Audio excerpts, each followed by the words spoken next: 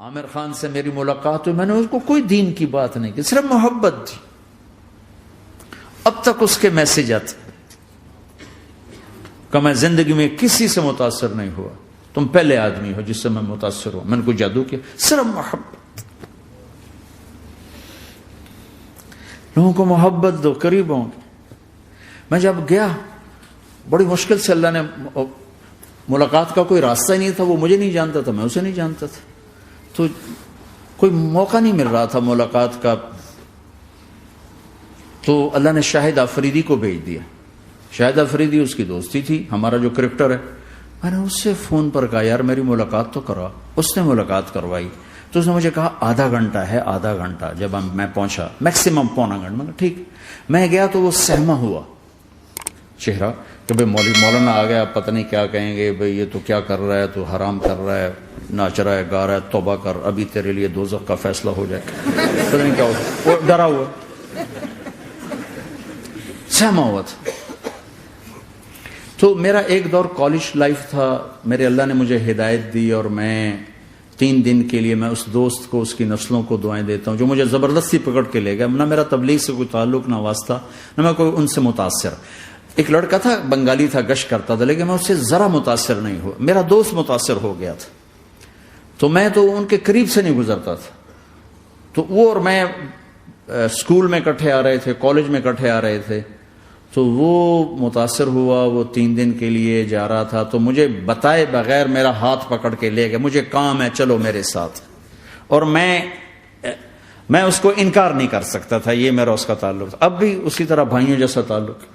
میں اس کا احسان ماں، مجھے زبردستی لے گیا. ہمارے پنجابی کی مثال ہے، کبے نو لت لگی وہ سیدھا ہو گیا. وہ جو ہوتا ہے ہنچ بیک ہوتا ہے نا، اس کو کسی نے لات ماری تو سیدھا ہو گیا. مہربانی بھائی تیری لات سے میں سیدھا ہو گیا. تو مجھے تو وہ کبے والی لت پہ گئی. تو اللہ نے مجھے اس طرف لگا دیا. اور جب میری کالج لائف، میں نے کالج کا بہترین سنگر تھا، اسکول کا بہترین، یہ جنید جمشید کیا ہے جو اس زمانے میں یہ سارا کو اٹھایا میں نے سارا کیا ہے. تو اب وہ بیچارہ ایسے بیٹھا ہوا. تو میں نے اس سے بیٹھتے ہی فلموں کی باتیں شروع کر دی. اور تھوڑی دیر بعد میں نے محسوس کیا کہ فرام 60 to 72 جو فلم انڈسٹری کو جتنا میں جانتا تھا اتنا وہ نہیں جانتا تھا. تو اس کے اوپر میرے علم کا روپ پڑ گیا. اس کی لائن کا علم تھا نا. تو حیران پریشان، یہ واز تو ہو نہیں رہا. تو کبھی دلیپ کمار کی باتیں شروع ہو گئیں، کبھی راج کپور کی شروع ہو گئی، اور کبھی محبوب صاحب شروع ہو گئے، کبھی مدن موہن شروع ہو گئے. وہ آدھا گھنٹہ تو یوں ہی گزر گیا. تو آدھے گھنٹے کے بعد میں نے کہا جی ہمارا تو ٹائم اوور کا نہیں، اٹھیں چلے ادھر چل کے بیٹھتے. وہ کھانے کی ٹیبل پر تھے تو ہم وہاں جا کے بیٹھ گئے. پھر وہی باتیں شروع ہو گئی. جب اس کا سارا خوف دور ہو گیا اور ریلیکس ہو گیا، اس میں 1.25 گھنٹے سے 50 منٹ گزر گئے تھے. تو پھر میں نے کہا عامر بھائی آپ حج پہ آئے ہیں، اگر آپ اجازت دیں تو آپ کو اپنے نبی کا حج سنو. کہنے لگے ہاں جی ضرور سنائی. پھر میں 1.25 گھنٹہ بولتا رہا اور وہ ایسے کر کے یہاں سے وہ یوں نہیں ہوا. 1.25 گھنٹہ ایسے بیٹھ کے یوں سنتا، ہلا نہیں اپنی جگہ سے. لوگ محبت کے بھوکے ہیں، تم فتوے دینا شروع کر دیتے. 2 گھنٹے کی ملاقات کے بعد جب ہم نکلے تو نیچے تک چھوڑنے آیا عامر خان. حج کے بعد میں نے کہا ایک ملاقات اور ہو جائے گا، ضرور ہوگی. پھر اس کا میسج آیا کہ میں مدینے چلا گیا ہوں، معذرت چاہتا ہوں. میں نے کہا میں مدینے آ جاؤں گا. میں مدینے پہلے ہو آیا تھا حج سے پہلے. تو اس نے کہا کہ آپ 14 تاریخ کو آ جائیں، 4 سے 6 کا ٹائم میں نے آپ کے لیے رکھا ہے. تو میں، جنید اور ایک اور ساتھی ہم دوبارہ وہاں چلے گئے. 4 بجے 4:15 ہم اس کے ساتھ ہماری شوٹنگ شروع ہوئی. 4:15 سے 10:15 تک 6 گھنٹے مسلسل. اور اس کے ماتھے پہ ذرا نشان نہیں آیا کہ میں بور ہو رہا ہوں. اور اس کے بعد ہم اٹھے، اس کا جی نہیں چاہ رہا تھا کہ ہم اٹھ کے چلے جائیں. محبت. پھر ایک امتحان پڑ گیا. میں اجتماع میں تھا ریمنڈ کے پچھلے سال. اس کا میسج آ گیا میری فلم تلاش آ رہی، اس کی کامیابی کی دعا کرو.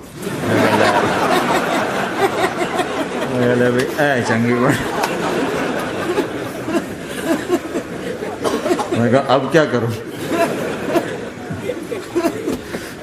جواب دینا بھی ضروری، دعا بھی نہیں ہو سکتی، کیا کروں؟ تو جب وہ میسج آیا تو میرے سامنے کوئی 10-12 علماء بیٹھے تھے. میں نے کہا بھائی یہ میسج ہے، اس کا جواب کہا جی یہ ہمارا فیلڈ نہیں تمہارا ہے، تو ہی جواب دے. میں سارا دن سوچتا رہا، مجھے کوئی جواب سمجھ میں نہیں آیا کہ جان بھی بچ جائے، جواب بھی چلا جائے. پھر اگلا دن بھی گزر گیا، مجھے کچھ سمجھ میں نہیں آیا. میں عصر کا وضو کر رہا تھا، ایک دم اللہ نے ایک مضمون دل میں ڈالا. تو میں نے فوراً بیٹھ کے اس کو میسج کیا کہ عامر بھائی جو کریٹو ہوتا ہے نا ذہن، یہ اللہ کسی کسی کو دیتا ہے. تخلیقی ذہن یہ اللہ تعالیٰ کسی کسی کو دیتا ہے، ہر ایک کو نہیں دیتا. اور یہ اللہ کی بہت بڑی عطا ہوتی ہے. اور میں نے تمہارے ساتھ جو وقت گزارا اس میں میں نے دیکھا کہ اللہ نے تمہیں تخلیقی ذہن دیا ہے، تم کریٹر ہو. اور جو لوگ اس ٹائپ کے ہوتے ہیں وہ کامیابی ناکامی کی پرواہ نہیں کرتے، وہ اپنے کام سے کام رکھتے ہیں. آپ کا بھائی تو فوراً اس کا میسج آیا، آپ ٹھیک کہہ رہے ہیں، آپ ٹھیک کہہ رہے ہیں. بات ہو گئی. پہ میں تھا ہانگ کانگ، میں نے وہاں سے اس کو میسج کیا. دیکھو کسی مصروف آدمی کو براہ راست فون نہ کیا کرو، میسج کیا کرو کہ میں آپ کو فون کر سکتا ہوں، چونکہ میں اس کا بہت ستایا ہوا، بہت ستایا. تو میں نے اسے میسج کیا کہ میں طارق جمیل ہانگ کانگ میں آپ کو فون کر سکتا ہوں، میں آپ کو فون کر سکتا ہوں.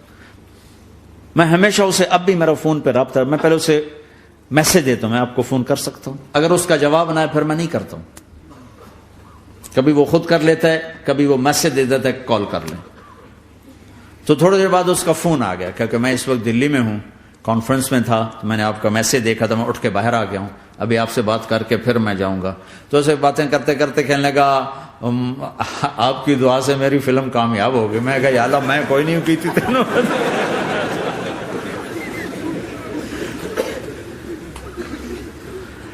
بھائیو محبتیں بانٹو، نفرت تو پہلے ہی بہت پھیل چکی.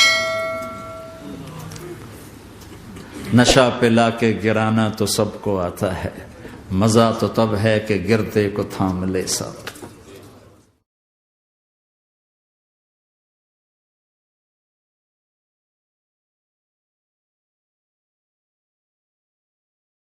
لا الہ الا اللہ محمد رسول اللہ علیہ صلاة اللہ وآلہ والأحبہ.